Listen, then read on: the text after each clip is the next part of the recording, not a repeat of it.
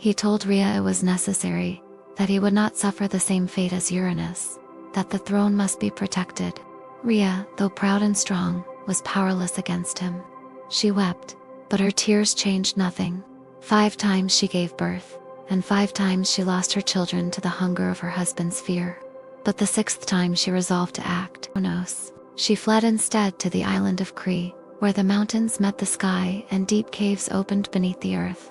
There, hidden among shepherds and nymphs, she gave birth to her youngest son, Zeus, and from the moment of his birth, Rhea knew he was different. His cry shook the trees. Her finger, he held it with the strength of fate itself.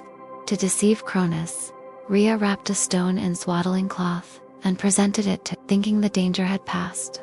But beneath Mount Ida, the infant Zeus was nursed in secret. He was guarded by the curate's warriors who danced and clashed their shields to drown out the sound of his cries, and fed by the goat Amalpha, whose milk gave him strength beyond measure. And as Zeus grew, so did the age of Cronus held. The sky was high, the earth was green, and the Titans ruled from their thrones. 5 children stirred in the dark, and far to the west, a child born in secrecy watched the stars and waited. In the hidden folds of Mount Ida, where the air was thin and the wind whispered ancient names through stone and pine, Zeus grew to manhood. Raised in secret, far from his father's gaze, he learned of the high peaks, the rustling of leaves, and the cautious stories murmured by his guardians in firelight. He drank the milk of the divine goat Imala, who had nourished him from birth, and from her broken horn, torn by accident or omen, was born the died. Zeus hung her hide among the stars in her honor, and her memory became part of the sky he would one day command. But he was not born to stargazing or solitude.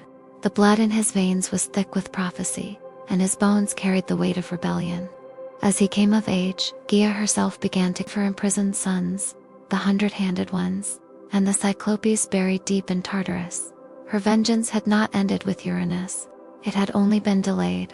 With words as old as stone, she whispered truth into Zeus's dreams. First, she led him to Metis, the Titaness of wisdom, whose counsel was shrewd and whose loyalty leaned toward the future. With Metis' aid, Zeus